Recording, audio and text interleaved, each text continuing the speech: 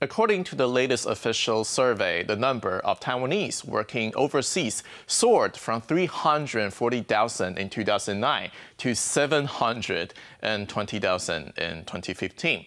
Experts say the Tsai administration have to resort to raise the minimum wage like Japan and Korea, upgrade traditional industry, and create a better working environment to retain local talents.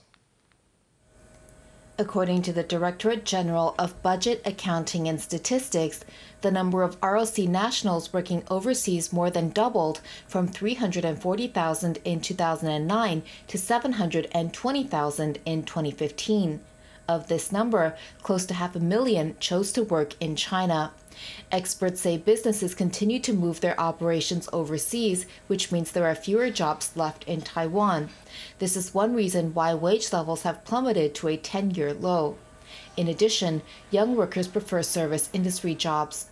Turnover is high in the industry, which means wage levels remain low. The experts say the Tsai administration needs to raise the minimum wage like Japan and South Korea and upgrade traditional industry to attract young workers. This would keep talent in Taiwan and boost wages. Meanwhile, Taiwan's severe brain drain continues to be a problem with no end in sight. According to a recent Willis Towers Watson survey, Taiwan paid middle and senior management less than China, Indonesia, Thailand, Malaysia, and the Philippines in 2015.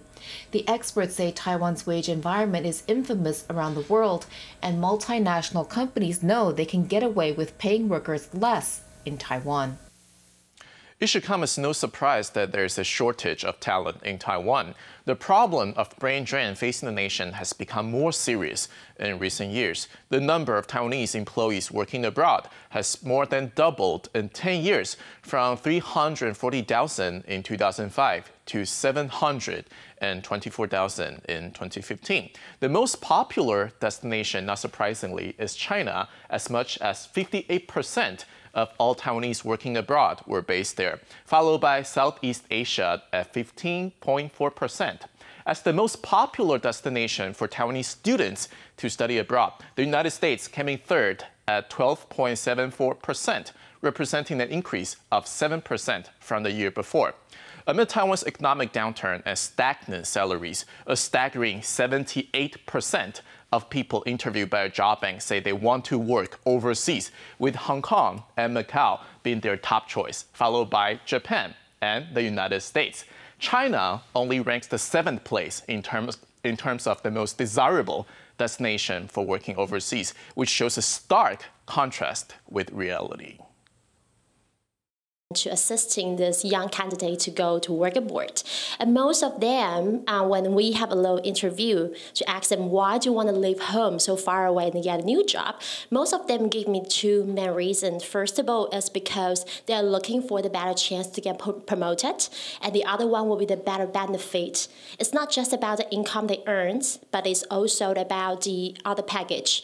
For example, the housing allowance, a traveling allowance, education allowance. What's worrying to many is that short-term job assignments accounted for most of the increase, which lasts no more than 180 days. In addition, as much as 85% of those working abroad were in their 20s. Employees may not be able to acquire the international exposure and the necessary skills as they had planned and contribute to the local job market after the return to Taiwan.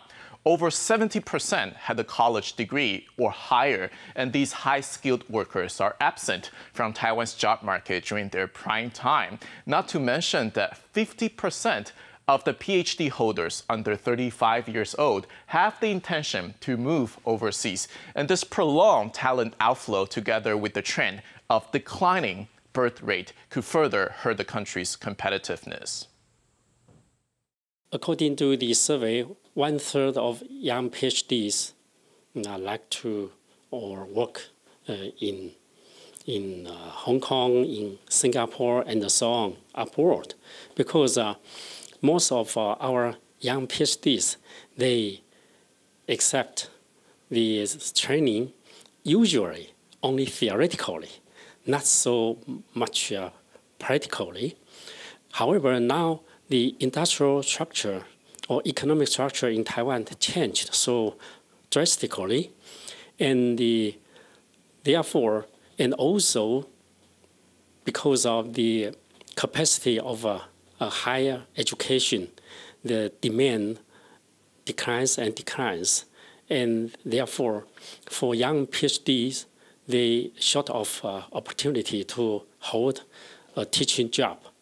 In this case, they move to abroad. But things may not look all that pessimistic, as many Taiwanese often grumble about the extremely high housing prices and working hours. You may be surprised to find out that Taiwan was actually considered by expats to be the most suitable destination for working abroad, citing life quality and affordable medical care as the main reasons, beating all-time winners in other similar surveys, such as Finland and Japan. Many locals think the low salaries in Taiwan are what drive them to leave the country, while others think Taiwan does not provide enough opportunities for young people. Of course, some others still believe that working abroad could give the necessary experience and global vision and skills to improve their resumes. Therefore, the government is advised to come up with solutions to the problem of stagnant salaries and low wages over the past 10 years by pushing transformation and upgrades the industry structure. At the same time, it should also step up its efforts to encourage overseas workers to return home in order to reduce brain drain.